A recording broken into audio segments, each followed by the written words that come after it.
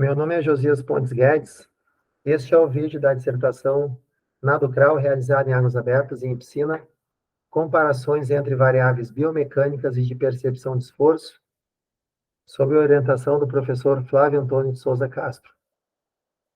Considerando o ambiente instável em águas abertas e o treinamento de grande parte dos competidores ser realizado em piscina, estabeleceu-se o seguinte problema de pesquisa: quais as diferenças entre as variáveis biomecânicas e de percepção de esforço na natação em piscina e águas abertas? Este quadro mostra as comparações entre o nado em piscina e águas abertas. Então, referente à tomada de decisão, ocorrem poucas em piscina e muitas em águas abertas. Em relação ao direcionamento, na piscina é fixo. Já nas águas abertas, ocorrem ajustes constantes. Em relação à temperatura, na piscina a temperatura é constante, já nas águas abertas, ela é variável. Referente ao deslocamento, em piscina é constante, nas águas abertas ocorrem alterações no padrão de nado para efeitos de deslocamento. E em referente às intercorrências, na piscina são quase inexistentes e nas águas abertas são constantes.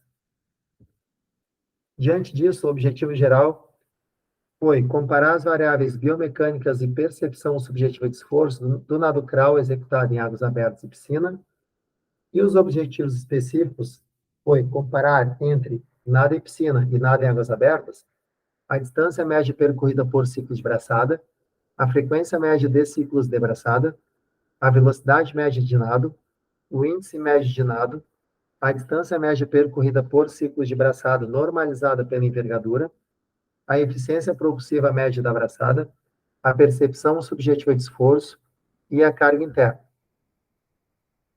O protocolo das águas abertas, ele começou com o registro das condições atmosféricas e da temperatura da água. Após, os participantes tiveram 10 minutos para realizar o aquecimento de forma livre. Foi informada a percepção subjetiva de esforço antes do teste. Foi inserido um calibrador de 10 metros. Depois, os nadadores realizaram um teste de nado crawl em esforço máximo de 2.000 metros. Esse circuito ele foi previamente marcado com GPS. A largada foi de forma individual, então os nadadores tiveram um intervalo de 30 segundos entre eles.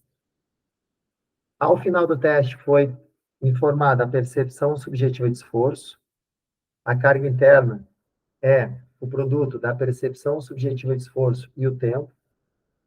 E foram necessários 2 cronometristas para mensurar o tempo de 3 ciclos, 2 cronometristas para mensurar o tempo de 10 metros, um câmera e um cronometrista para mensurar o tempo total.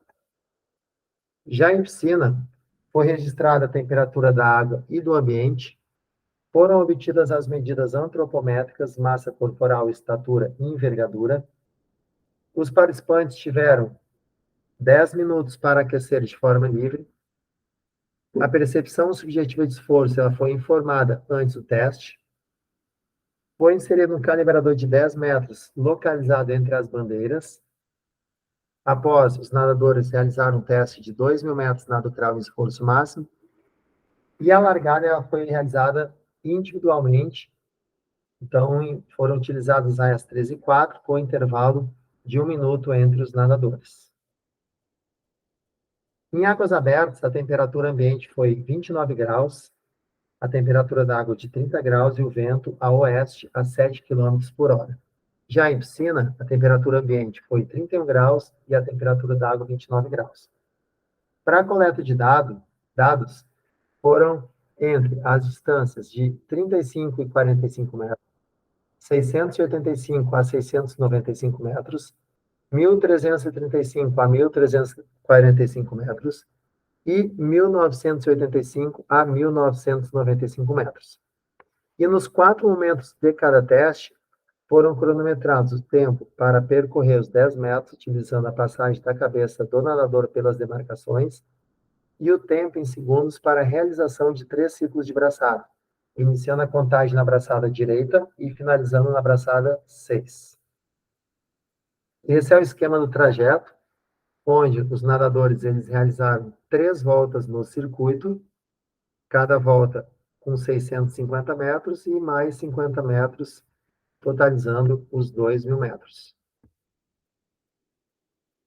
Em relação à performance, os nadadores tiveram um desempenho melhor em piscina em relação às águas abertas. Em relação à percepção subjetiva de esforço, os resultados foram similares nos dois ambientes. Em relação à carga interna, os valores mais altos ocorreram em águas abertas em relação à piscina. Em relação à velocidade, nos trechos 2, 3 e 4 ocorreram maiores valores em piscina.